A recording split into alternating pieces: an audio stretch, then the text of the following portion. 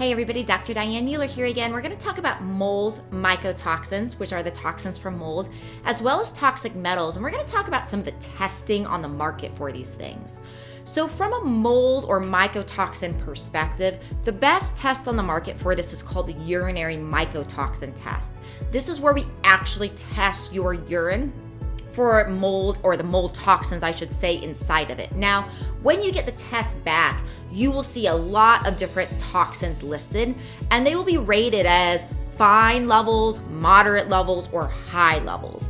If you have any of the mold toxins that return to you as high levels, that is a high probability that you are still getting acutely exposed. Maybe this is in your house, maybe it's in a workplace, maybe it's in a friend or family members that you frequent on a weekly basis, but you definitely, if you get high levels back, you absolutely want to consider and look and figure out where you're getting acutely exposed. Now, for the urinary mycotoxin test, if you get moderate levels back, that could be also from the present exposure. It could also be from a past exposure that your body has just not been able to properly detox, which is very common. So you want to absolutely test your places that you're spending a lot of time in, really get your home or workplace tested.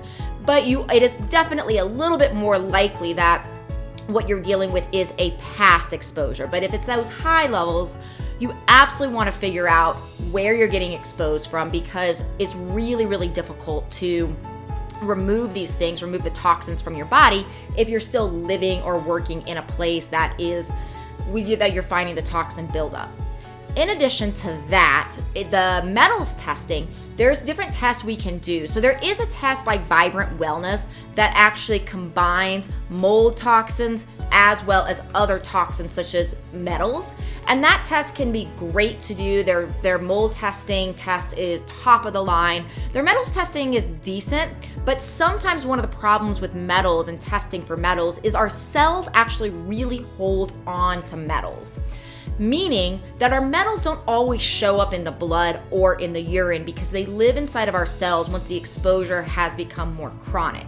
So oftentimes if we're doing blood or urine tests and we're looking for toxic metals, we can run into problems because the test is really testing for what's actually in the blood and in the urine. And if the metals are actually in the cells instead of the blood and urine, the test won't pick it up.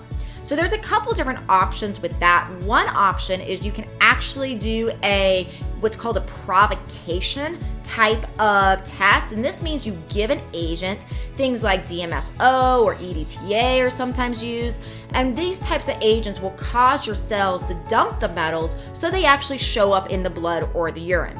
One of the challenges with using a provocating agent is if you do have a high level of metals in your cells and you dump them, one of the things that often will happen is you might feel sick and ill. So it's really important to consider that when you're doing that. Another option for testing metals is using a company called Quicksilver Scientific.